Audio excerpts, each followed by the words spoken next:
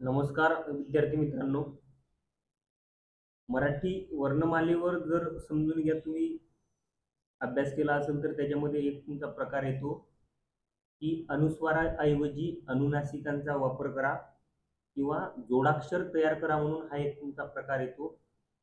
तो प्रकार थोड्याफार प्रमाणात आपल्याला या व्हिडिओमध्ये पाहायचा आहे. 12 ते 15 मिनिटापर्यंत हा व्हिडिओ राहणार आहे, पण या व्हिडिओमध्ये तुम्हाला जे काही अनुस्वाराऐवजी अनुनासिकांचा तुम्ही वापर करणार आहे, परसवर्ण म्हणतात त्याला, ते पूर्ण एकदम डिटेलमध्ये म्हणजे तुम्हाला समजेल त्या पद्धतीने मी समजून सांगतो. इकडे तुम्हाला ही जी काही व्यंजन दिलेली आहे त्याच्यात जी आडवे कॉलम दिलेले आहे, मी तुम्हाला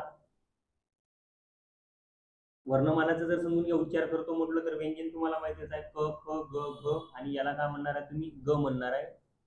जे लाल अक्षरामध्ये आहे ते सर्व तुमचे अनुनासिक आहे. म्हणजे जे काही उभे दिलेले आहे हे 5 दिलेले आहे तुम्हाला, हे 5 अनुनासिक आहे. हे तुम्ही असं म्हणू शकता. हे जे काही 2 गट आहे उभे, हे कठोर व्यंजनाचे आहे. त्याच्यानंतर हे 2 जर गट विचारले तर मृदू व्यंजनाचा, आणि हा काय राहणार तुमचा अनुनासिक.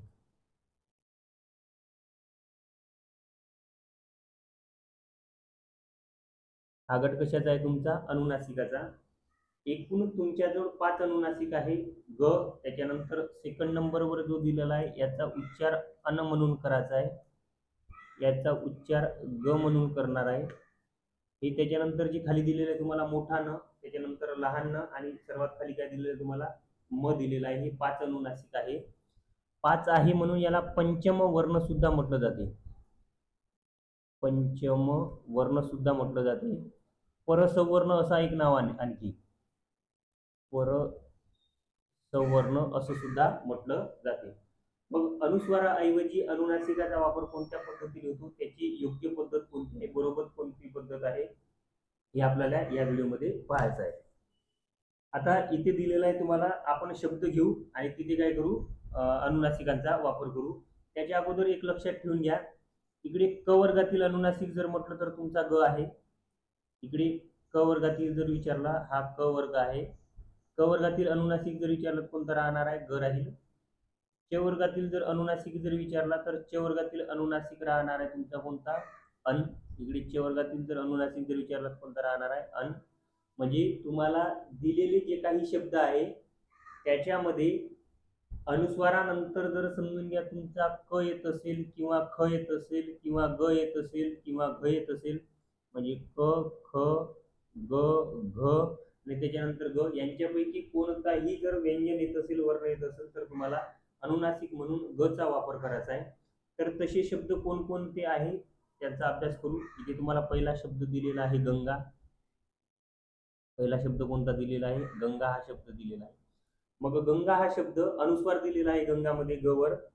तर इथे अनुस्वार काढून आपल्याला अनुनासिकाचा वापर करायचा आहे. सर्वात अगोदर जो काही पहिला अक्षर दिलेला आहे तो जशीच्या तसा लिहून घ्या, ग जशीच्या तसा राहील.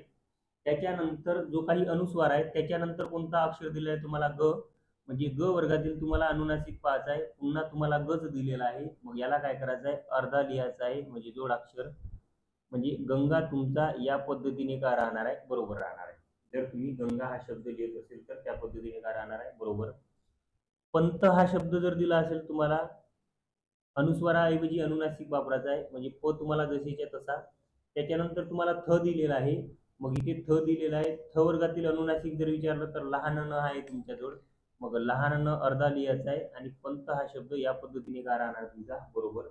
म्हणजे अनुस्वारानंतर कोणता व्यंजन येतो त्या व्यंजन गटातील तुम्हाला काय करायचं आहे, अनुनासिक घ्यायचे आहे. फक्त 5च अनुनासिक दिलेले आहे, मग 5 पैकी काहीतरी काय असायला पाहिजे तुमचं जोडाक्षर म्हणून त्याचा वापर करायचा आहे. त्याच्यानंतर तुम्हाला चिंच हा शब्द दिलेला आहे. मग चिंच हा शब्द जर तुम्ही जोडाक्षर पद्धतीने जर लिहितो म्हटलं तर योग्य पद्धत कोणती राहील, अगोदर ची लिहून घ्या, त्याच्यानंतर तुम्हाला च दिलेला आहे. च व्यंजन गटातील तुम्हाला अनुनासिक लिहा. च व्यंजन गट दिलेला आहे, याच्यातील अनुनासिक हा अन आहे, म्हणजे चिंच लिहायच्या वेळेस याला अर्धा करा, त्याच्यानंतर च जोडा, म्हणजे हा चिंच का राहणार तुमचा, बरोबर राहणार आहे. ठीक आहे. त्याच्यानंतर चिंच नंतर चंचल हा शब्द घेऊ आपण. चंचल हा शब्द घेऊ. मग चंचल मध्ये अगोदर च लिहून घ्या, त्याच्यानंतर अनुस्वारानंतर लगेच तुम्हाला च दिलेला आहे, म्हणजे च गटातील तुम्हाला काय करायचं आहे, अनुनासिक घ्यायचा आहे. च गटातील अनुनासिक पुन्हा तुमचा अनच आहे हा, मग याला चंचल या पद्धतीने तुम्हाला लिहिता येईल, म्हणजे जोडाक्षर या पद्धतीने बरोबर राहील, किंवा अनुनासिक म्हणून त्याचा वापर काय राहणार आहे, बरोबर राहणार आहे. ठीक आहे. इथे पर म्हणजे दुसरा तुम्ही काय वापरत आहे, तिथे वर्ण वापरत आहे म्हणून याला परसवर्ण म्हणणार आहे, असं नाव पडलं जाते. दुसरा वापरत आहे तुम्ही अनुस्वाराच्या जागेवर काय करत आहे, दुसरा व्यंजन वापरत आहे, वर्ण वापरत आहे म्हणून त्याला परसवर्ण म्हटलं जाते. 5 आहे म्हणून पंचम वर्ण म्हटलं जाते. दुसरा शब्द घेऊ, एक थंड. थंड हा शब्द घेऊ. इकडे थ तर अगोदर जसेच्या तसाच लिहून घ्या. मग नंतर तुम्हाला ड दिलेला आहे. मग ड व्यंजन गटातील तुम्हाला जर विचारला अनुनासिक कोणता, तर मोठा न दिलेला आहे, म्हणजे इथे तुमचा मोठा न आणि थंड या पद्धतीने काय राहणार तुमचा बरोबर राहील. त्याच्यानंतर कंठ शब्द घेऊ आपण. मग कंठ लिहायच्या वेळेस क अगोदर तुमचा जसेच्या तसा राहील. ठ दिलेला आहे, मग ठ व्यंजन गटातील अनुनासिक कोणता म्हटलं तर ठ व्यंजन गटातील अनुनासिक तुमचा मोठा न आहे, म्हणून इथे मोठा न. कंठ इथे ठ जसेच्या तसा, म्हणजे हा काय राहणार तुमचा बरोबर राहील. ठीक आहे. नंतर भिंत शब्द घेऊ आपण. भिंत शब्द याचा जर अनुनासिक म्हणून वापर करतो म्हटलं तर भी जसेच्या तसाच राहील, पण त व्यंजन गट तुम्हाला त इथे दिलेला आहे, याच्यामध्ये अनुनासिक आहे तुमचा लहान न, म्हणजे लहान न जोडा आणि याला त जोडा, म्हणजे भिंत या पद्धतीने काय राहणार आहे, जोडाक्षर म्हणून वापर राहणार आहे. भिंत हा शब्द बरोबर आहे. संथ हा शब्द जर लिहितो म्हटलं तर संथ हा शब्द सदशीच्या तसा.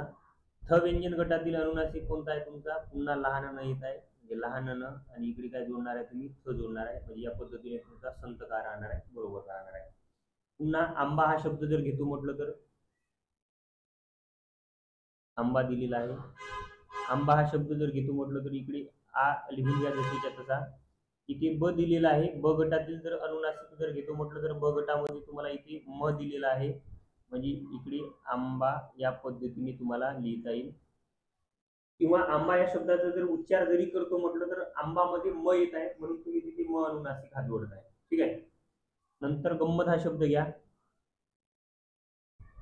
गंमत हा शब्द, मग गंमत मध्ये ग अगोदर जसेच्या तसाच. नंतर अनुस्वारानंतर लगेच तुम्हाला म दिलेला आहे, म्हणजे म व्यंजन गटातील अनुनासिक मच आहे, म्हणजे गंमत म ला म जुळेल आणि गंमत हा शब्द तुमचा हा काय राहणार आहे, योग्य राहणार आहे. ठीक आहे. हा शब्द काय राहणार आहे तुमचा योग्य राहील. पण त्याच्यानंतर आणखी 2-3 तुमचे नियम येतात. पण जर समजून घ्या, तुम्हाला इकडे आणखी 1-2 उदाहरण घेऊ वाटल्यास. तुम्हाला वेदांत हा शब्द दिलेला आहे. वेदांत हा शब्द दिलेला आहे. वे जसेच्या तसाच राहील. द दिलेला आहे तुम्हाला, म्हणजे द गटातील तुम्हाला काय करायचं आहे, अनुनासिक 5 आहे, लहान न आहे. पहिले दा लिहून घ्या, त्याच्यानंतर लहान न इकडे काय राहणार तुमचा वेदांत हा शब्द बरोबर राहील. नंतर युगांत हा शब्द दिलेला आहे. युगांत अगोदर युगा हा शब्द तुमचा लिहून घ्यायचा आहे तुम्हाला, कारण की त्याच्यावर अनुस्वार आहे, तो शब्द लिहून घ्यायचा आहे जसेच्या तसा. त्याच्यानंतर तुम्हाला त दिलेला आहे. त व्यंजन गटातील अनुनासिक आहे तुमच्याजवळ लहान न, म्हणजे युगांत हा शब्द काय राहणार आहे तुमचा बरोबर राहणार आहे. ठीक आहे. युगांत हा शब्द काय राहणार आहे बरोबर. या पद्धतीने काय करायचं आहे तुम्हाला, शालांत हा शब्द जर दिला असेल, शालांत हा शब्द जर दिला असेल तर इकडे शाला हा शब्द तुमचा बरोबर राहील, पण नंतर तुम्हाला त दिलेला आहे. त व्यंजन गटातील अनुनासिक आहे तुमच्याजवळ न, म्हणजे लहान न जोडा, त्याला काय जोडा तुम्ही त जोडा, म्हणजे या पद्धतीने शालांत हा काय राहणार तुमचा बरोबर राहणार आहे.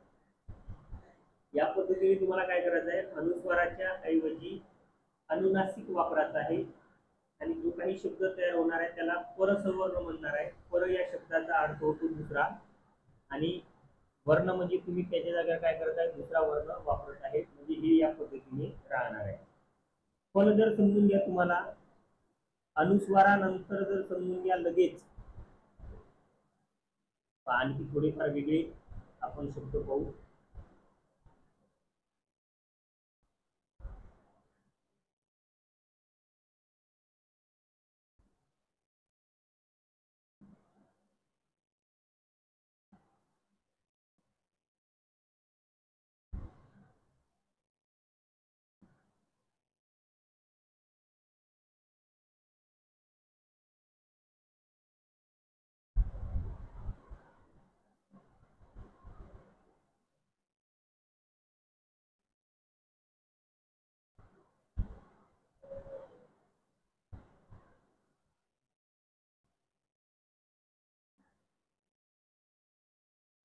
आता अनुस्वारानंतर जर समजून घ्या तुम्हाला लगेच अनुस्वारानंतर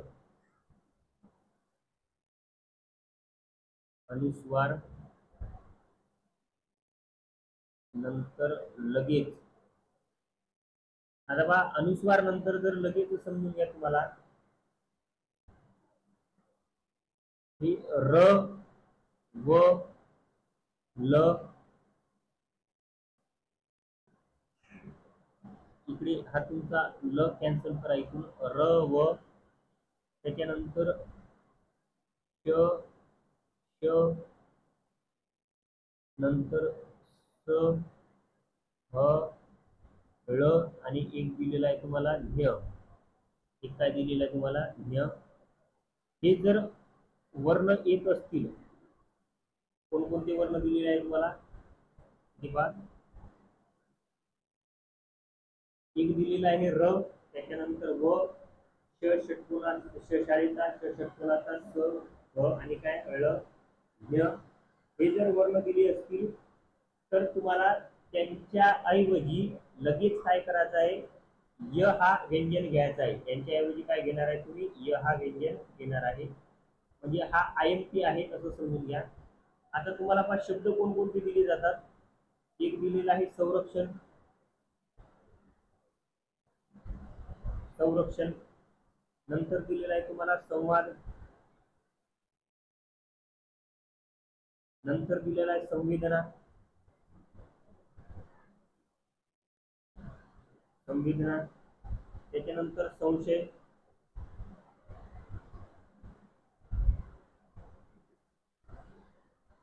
नंतर अंश, नंतर संसार, नंतर दिलेला आहे सिंह,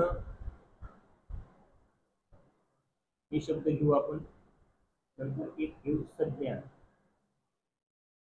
एक शब्द कोणता घेऊ संज्ञा. आता हे शब्द दिलेला आहे. अनुस्वारानंतर जर पाहतो म्हटलं तर इथे पहा तुम्हाला जेवढे काही दिलेले आहे त्याच्यापैकीच आहे. इथे तुमचा र आलेला आहे, इथे व येत आहे, इथे व, इथे श आलेला आहे, इथे सुद्धा श, इथे संज्ञामध्ये न्य, इथे ह आणि इथे काय आलेला आहे तुमचा स आलेला आहे. मग अशा ठिकाणी काय करायचं आहे, अनुस्वारानंतर जर समजून घ्या लगेच र व श श स ह ळ आणि न्य हे वर्ण येत असतील तर त्यांच्याऐवजी तुम्हाला काय करायचं आहे, य घ्यायचा आहे. म्हणजे हा शब्द जर जोडाक्षर लिहितो म्हटलं तर स, नंतर लगेच तुम्हाला व जोडायचा आहे. इकडे संरक्षण या पद्धतीने हा शब्द तुमचा काय राहणार आहे, बरोबर राहील, अर्धा व जोडलेला आहे. संवाद जर लिहितो म्हटलं तर स लिहून घ्या, सवर अनुस्वार दिलेला आहे म्हणजे इथे व ला व म्हणजे संवाद या पद्धतीने काय राहणार आहे तुमचा, बरोबर राहील.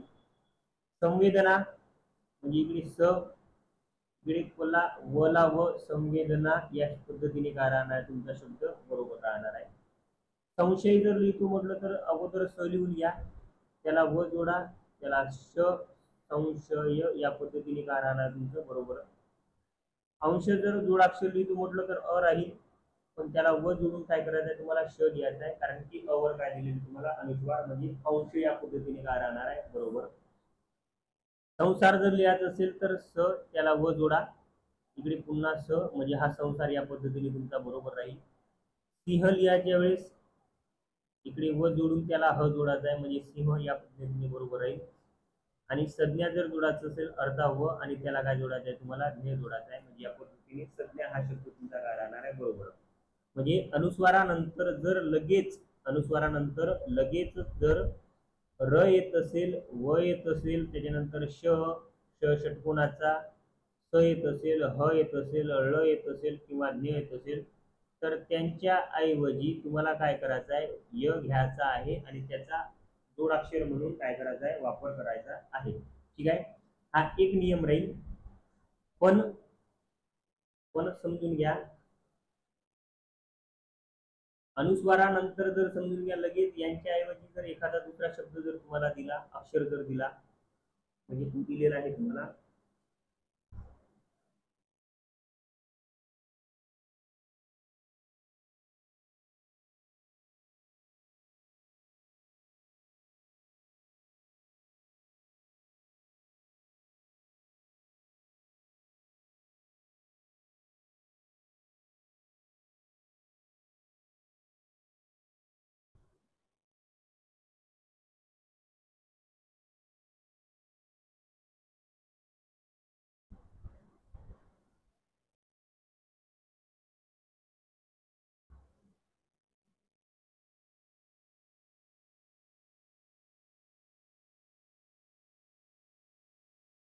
चला पहा, आता याच्यामध्ये तुम्हाला समजून घ्या दिलं की अनुस्वारानंतर लगेचच जर ल हा तुमचा वर्ण येत असेल, लगेच कोणता ल, तर त्याच्याऐवजी तुम्हाला काय करायचं आहे, य घ्यायचा आहे. त्याच्याऐवजी काय घ्यायचं आहे तुम्हाला, य. म्हणजे तसे शब्द कोणकोणते दिलेले आहे तुम्हाला, एक शब्द दिलेला आहे संलग्न, हा एक शब्द दिलेला आहे. एक शब्द दिलाय संलाप, ठीक आहे. मग आता तुम्हाला अनुस्वारानंतर लगेच इथे सुद्धा ल दिलेला आहे, इथे सुद्धा काय दिलेला आहे, ल. मग त्याच्याऐवजी तुम्हाला सांगितलं आहे की य घ्यायचा आहे, म्हणजे याचा जोडाक्षर तयार होईल, ल जोडणार आहे, म्हणजे या पद्धतीने संलग्न हा शब्द तुमचा तयार होईल. संलाप जर लिहायचं असेल, ल ला ल जोडणार आहे तुम्ही आणि या पद्धतीने संलाप करणार आहे, म्हणजे हे काय राहणार आहे तुमचे दोन प्रश्न काय राहणार आहे, बरोबर राहणार आहे. म्हणजे जर अनुस्वारानंतर लगेच ल येत असेल तर त्याच्याऐवजी य, ल ऐवजी लगेच ल घ्यायचा आहे, य नाही, पुन्हा काय घ्यायचं आहे, ल. म्हणजे संलाप हा शब्द तुमचा राहील आणि इकडे काय राहणार आहे, संलग्न हा शब्द काय राहणार तुमचा बरोबर राहणार आहे. जर समजून घ्या तुम्हाला या पद्धतीने शब्द दिले, मुलींनी हा शब्द दिलेला आहे, मुलांनी हा शब्द दिलेला आहे, वडिलांनी हे शब्द दिलेले आहे. त्याच्यानंतर दिलेला आहे तुम्हाला देवांसाठी, देवांसाठी, मित्रांकरिता, मित्रांकरिता. या पद्धतीने जर समजून घ्या शब्द दिले असतील तर तेव्हा तुम्ही कोणता अनुनासिक वापरणार आहे हा प्रश्न दिलेला आहे. इथे काय करायचं आहे की मुलींनी जर म्हटलं तर तुम्हाला इथे नाव दिलेलं आहे, इथे काय दिलेलं आहे तुम्हाला, नाव दिलेलं आहे. इथे नी लागलेला आहे म्हणजे पुन्हा इकडे काय झालेलं आहे, विभक्तीचे प्रत्यय लागलेले आहे, याला काय झालेले आहे, विभक्तीचे प्रत्यय लागलेले आहे. पुन्हा विभक्तीचे प्रत्यय लागलेले म्हणून याचं सामान्य रूप झालेलं आहे,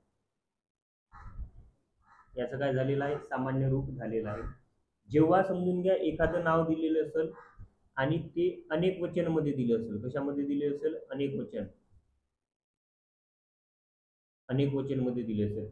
मुलींनी जर म्हटलं तर अनेक वचन आहे, मुलांनी अनेक वचन, वडील जर म्हटलं तर आदरार्थी अनेक वचन, देव अनेक वचन आदरार्थी, मित्र जर म्हटलं तर मित्रांकरिता, मित्राकरिता नाही म्हटलं, मित्रांकरिता म्हणजे अनेक वचन म्हणून वापरलेलं आहे. जेव्हा अनेक वचन म्हणून एखाद्या नावावर जर समजून घ्या अनुस्वार दिलेला असेल, त्याला विभक्तीचे प्रत्यय लागलेले असेल, विभक्तीचे प्रत्यय लागलेले याचाच अर्थ होतो की त्याचा काय झालेला आहे, सामान्य रूप झालेला आहे.